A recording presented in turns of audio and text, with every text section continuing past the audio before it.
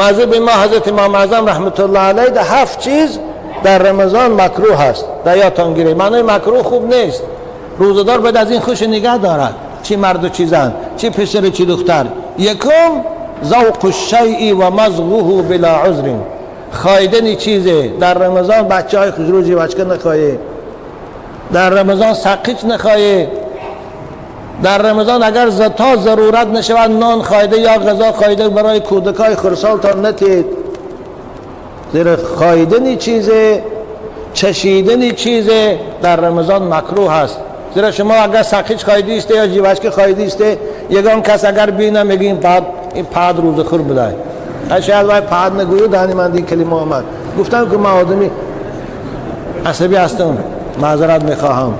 اینو در حق همه آدم گمانی بد میکنه. اگر چی روزدار هم باشه گمان میکنه که این روز خور بیر سقیچ خواهد. چند با سخنی دیگر هم میگوید من باشم که لعنت میکنم. من خود نگاه داشتم میدم بازار میگذارم بازار میرم چایخانه چایخوری دارن هزارها لعنتشان میکنم، خوشاشان و پدراشان و مادراشان همش علاوه. دوم و مزغ خواب یعنی چشیدن. من یک بازار میره یگان چی میچه شیطان برای شیرین است به مزه است. یا مثلا بعضی خانم ها غذا میکنن بیگاهی، چشیدن همون غذا به عذر خوب نیست نچشن. اما اگر رفت بعضی خاندان است که غذاش که به نمک میبیاد یا شور میبیاد، شوهرش آزارش میتیاد یا بچه هاش نمیخورن غذاش، این صورت عذر است. چشیدنش باکی ندارد لیکن توف کنه. وقتی که چشید نمکش فهمید ثانی او گرداند پرت آید فرو نبرد. دیگر چیزی که در ماه مبارک رمضان مکروه است القبلة واللمس. بچه ها برای شما بسیارتر دخل دارند. بوسه کردن همسر و آغوش کردن همسر برای جوانایی که یا شسته ما پیر شدیم که دیگه پرونه داریم. شما ها رو در ماه رمضان توصیه میکنم که زناتان بوسه نکنه. دوستم که داره بوسه نکنه، آغوش نکنه. زیرا که بوسه کردی آغوش کردی خوب اون جانبش معلوم است. شیطان بعد دیگه غالب میبیاد، عقل با فراموش میشه، با پیشتر رفتن میگیری، آخر چی کار میشه که روزت مکروه میشه یا فاسد میشه، گناهگار میشه. بنابر در ماه مبارک رمضان بوسه کردن همسر خصوصا برای جوانایی که به این نزدیکی ها عروس آوردن به خانه هاشان، از اونا خواهش میکنم در ماه مبارک رمضان احتیاط کنن. زیرا روزه با بوسه کردن مکروه می شود، با علاقه جنسی کردن فاسد می شود. فاسد که شد کفارت واجب می شود. کفارتش مشکل است، داده نمیتونی تا وقت پیشگاه خدا سخت گناهگار و خجالت می شوی. یعنی کسی روزش فاسد کنه بعد از نیت کردن عزیزان من یا 60 مسکین طعام میتید، 60 روز روزه میگیرد یا 60 مسکین طعام میتید. ببینید 60 روز روزه میگیرد. این روزه کفارت است. با همه 60 روزه پای در پای اگر بین یک روز خورد با ایسر میگیرم 60 روزه. شریعت به خاطر اینکه روزه رو فاسد نکنه جنایت است، وزبین است، جزاش هم سخت تعیین کردگی است. با یک روز قضایی 61 روز میشود. اگر روزه داشتن نتونه کسلی باشه، این عذر داشته باشه، 60 کم بغل شب و سحر میبره افطار میکنه، سیرشان میکنه. یا پنجمی بازار میره 60 کم بغل که در خدای را میشینن که رو با چین به کار میکنن. پنجم هر کدامشه میتید برای شب و سحرشان. خلاصه در ماه رمضان بچه هاییاش خداوند بختان تید. این زن پیر نمیشه بچند دادا باباتان به یک جا نرسان که باشه ما رسانه. احتیاطتان کنه. یک جوان پیش رسول اکرم آمد گفت یا رسول الله من همسرم بوسه کنم اجازت میتی؟ حضرتان نه بوسه نکن. چند گفتن او یک موسفید یا رنگی با های ملا دولتی ما بارین گرنگتاب شدگی گفت یا رسول الله گاه حواسم میبیا کمپیر میبیم بینو لباسای خوش رو میپوجه یا بوسش کنم مایلیش؟ حضرتان مایلیش تو بوسه کن. او جوان خیس از گفت یا رسول الله این بابات اجازت دادی من دنی؟ حضرت گفتن او باباست. گفتن تو جوانی؟ گفتن بابا. گفتن تیر داراش تمام شدگی است. تو جوانی خوب هستی؟ گفتن یکی با خوب بعدی با یکان کاری دیگه میشه. گفتن روزت فاسد میشه. بنابر همین والقبلة ان خاف فقها میگن بوسه کردن در ماه مبارک رمضان مکروه تحریمی است اگر خوفی احتلامی شدن باشد. بچه های خوش رو فراموش نکنید، خنده و گپی من فراموش نکنید. پنجم مکروهات روزه چی است؟ جمع الریق فی الفم قصدا ثم ابتلاعه.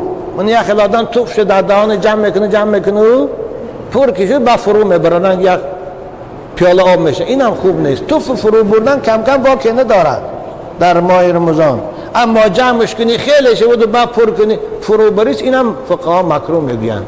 از این احتیاط باید کرد. اما در ماه مبارک رمضان چی کارها کنیم که روزه من فاسد نمی شود عزیزان من؟ این هم ضرور است شما یاد گیرید. الاکل و الشرب او الجماع ناسیا. من یه آدم رمضان ده فراموش کرد و روزش خورد، خوب چیزی خورد یا چیزی نوشی میشد، مثلا کار کرد در سری کار ای خاطرش برام دست خوشن. امروز آدم ها بسیارش خیالش بیجاش دیگه است، خوشش نه یکی آب نوشید، بعد نوشیدن باید که من روزدار بودم که این روزش فاسد نمیشه، دوام روزش گرفتن گیرد. یا خانش آمد خوشش نه نون گرم گرفت و خوردن گرفت، روزه خاطرش برام ده، پس هم بیادش رسید که من روزدارم، این روزش فاسد نمیکنه، روزش درست است، دوام روزش گرفتن گیرد. دوم انزال المنی بنظر او فکر. یه آدم روزانه خواب میره و در خوابش احتلامی میشوند. آمه تاجیکای ما شیطان فریب کر میگن که خوب یا در کوچه گذشتی از زنده که میبینه دو به اختیار احتلامی میشه، اینم روزش فاسد نمیشود. اما اگر با دستش خوش احتلامی کند روزش فاسد میشود، یک روز قضای دگرش واجب میشود. سوم چیزی که روزه رو فاسد نمی کند القطرة او الاکتحال فی العین. من چشم دارو چکاندن، بعضی آدم ها چشم دردن چشماشان دارو می چکانن، یا گوشاشان دارو می چکانن، یا زنکا چشماشان سرمه می کنن در ماه ما، این هم روزه رو فاسد نمی کند. دارو کردنی چشم روزه رو فاسد نمی کند، سرمه کشیدنی در چشم روزه رو فاسد نمی کند. اگرچه ولو وجد الصائم طعمه فی حلقه، مزهش در حلقش نمایان هم شود فاسد نمیشه روزه. چهارم چیزی که روزه رو فاسد نمیکنه در ماه رمضان این خونگیری است. مذهب حضرت امام رضا رحمت الله علیه ده خون گرفتن، اگر رفت و همون شخصی خونگیر به قوت باشه، این همه آدمی روزدار به قوت باشه که این خون گرفتن براش هیچ زیان نکنه باکن. اما اگر رفت و آدمی ضعیف باشه، خرابه باشه، کسلی باشه که روزه گرفتن سبب بیهوشی شود، این صورت خون گرفتن مکروه است، از این احتیاط باید کرد. دیگر چیزی که در ماه مبارک رمضان مباح است مسواک کردن، یعنی دندانها را با چوب مسواک شکیدن یا با دندان شوک شستن، اینم باکی ندارد، فقط احتیاط کنن که یعنی داخل حلقش نرود. ولو کان مبلولا بالماء. خب دیگر چیزی که در ماه مبارک رمضان رخصت است المزمزه و الاستنشاق، من دهن آبگردان کردن در طهارت غسل یا بینی را آبگردان کردن، اینا روزه را فاسد نمی کند. بعضی آدم ها رو فهمیدم در ماه رمضان مزمزه نمی کردن، نه دهنشان آب نمی گرفت، ای ترسیان که یکی روزه هم نشه. آخه تو مردی که آب درونت میره، حلقت میره، آیا کم چقدری بعد نه بالاتر کن. سنت های مزمزه استنشاق در طهارت. دیگر چیزی که در ماه مبارک رمضان رخصت است الاغتسال او الصباحه او التلفف بثوب مبتل للتبرع لدفع الحر.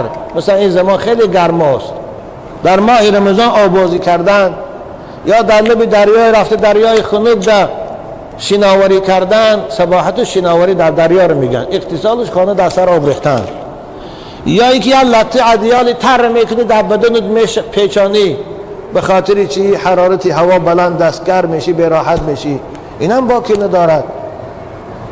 آره بعضی فتواها دست آبازی کردن مکروه، اما قول اعتبار ندارد، زیرا که مخالف حدیث رسول اکرم است. از این سبب فقط در ما وقتی آبازی حرکت کنه که حلق تانده آب نرود، دهن تانده آب نرود. این یک دویمی که در وقت آبازی کردن بچه های خوشرو، بعضی شما رو من در کوچه ها میبینم در فصل تابستان با ترسک های کوتاه یا با پلفکه در نظر مردم آبازی میکنید، این حرام است عزیزان من. خدا لعنت کنه هم مسلمان را که حیا ندارد، که در او کوچه زنها میگذرند، مردها میگذرند، او خود که لعنتی است، در لعنت خدا گرفتار است. آخر چشم تماشابین ها را هم در او میافتد، این هم در لعنت خدا گرفتار میشود. بنابراین جوان مسلمان، تو از خدا ترس. وقتی که در راه آبازی میکنی، پیغمبری تو وقتی که آبازی میکرد پرده میکشید، در بین پرده آبازی میکرد. اگر رفت تو دریا میشد، میرفت یک جای دوره که نظری مردم نباشه، در اونجا آبازی میکردن. امروز انسان ها آنقدر حیوان شدگیان که در پیش نظر زنها مردها رفتار میشن، لچ عریان یک پلافکه دارد به هوای آبازی میکنند. لعنت خدا بر تو بار این تاجیک، لعنت خدا بر تو بار این زن مسلمان. اول مسلمان اتفاق ساعت که مسلمان شود، یک روز کافر تلمان میگذشتم، یک دختری تاجیک با دو مرد با پلافکه و با لفچیک که گودکا جمع شدن تماشاشان دارن در کنار همه پیشی بچه های چیز است که مرده همونجا بازی دارن. یا الله، نخواد که اینقدر بے حیایی، نخواد که اینقدر انسان حیوان ده مبدل شده است. زن مسلمان حتی موی سرش نشان دادن برای حیورش و برای بچه شرم دارد. در فتواها میگوید یک زن وفات کرد، بعد از 10 سال قبرش ویران شد، رفتن قبرش برای دیگه جا کوچاندن، دیدن که موی سرش جدا شده است، دیگهش نابود شده، موی سرش ایستاده. موی سری همون مردی 10 ساله را که پوسیدگی جدا شده است، حق نداره مردی بیگانه را به دستش گیرد، بعد که او را وارثش رو بگیرد و دستان پیچونه دیگه جا برگرد. او عورت است، و حرام است باش. یا الله، میبینم بعضی بچه ها ماشین میشوین تگی پلافکه مرد تو بار این صدقی جوان مردی شو، صدقی مسلمانی شو. حیوان میخوایی که در پیش زنی تو یک آدم خوش لطف کند، میخوایی که در پیش دختری تو یک آدم تگی پلافکه باشد. این از حال ما مسلمان ها. ما اگر کسی آنها رو یکی گوید با دماغشان میسوخته است.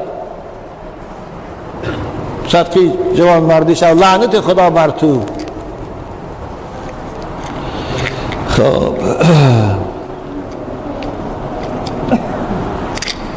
خب وقت اقربی ساعتی با هم گذشت رفت و خوب. به هر حال آن چیزی که میخوام امروز برای شما اکثرت مبتلا با آن میشوید، این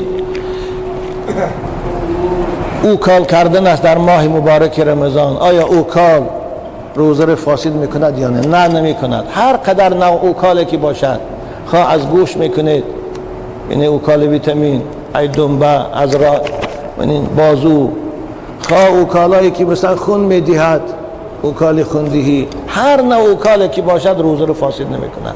فقط بعضی فقها اوکالی که قوه غذا را دارد، گلیکاز میگن چی میگن، یه روز دو روز به هوای دیگه سیر میکنه، اوقات هم نمیفارش، همون روزه رو فاسد می، همون نزد بعضی فقهاست. اینجا من برای شما نوشته آوردم به خاطر که شبهه نکنیتان. تزریق آمپول محمود الفتاوا را عمر سربازی هم قولش همین است در منبع العلومش. تزریق آمپول در ماه رمضان، تزریق آمپول اوکال میگن، هر نوع آمپول باشد اشکال ندارد، یعنی روزه رو فاسد نمی کند. كما حققه العلامة المفتي محمد شفيع وأيده العلامة المفتي الطحاوی في امداد الفتاوى. اما ناسوار حرام است، حرام نیست، اما ناقض وضو است. ناس چی عزیزان من؟ در رمضان ناس کشیدن روزه رو فاسد میکند یا نه؟ فاسد میکند. ناقض روزه هست. ناسوار حرام نیست، اینه حرام نمیگیم ما، کشیدنش حرام نیست. البته از کراهت خالی نیست، به خاطری که بوی بد دارد، به خاطری که اسراف دارد، به خاطری که زیان دارد، از کراهت خالی نیست. اما حرام گفته، برای حرام دلیل بکار است، در او دلیل نیست. اما روزه رو فاسد میکنه، روزه رو میشکنه. پاپیراس عزیزان من چی؟ پاپیراس هم روزه رو میشکند هم حرام است. بنابراین از پاپیراس کشی خدا نگه داره. بچه های خوش رو رمضان اینی او رو دود میگویند، دود فرو بردنش تلیان در خلاصه الفتاوا، در خلاصه المسائل هم هست. او روزه رو فاسد میکنه، از این خدا نگه داره. محمود الفتاوا جلد دوم صحیفه 227.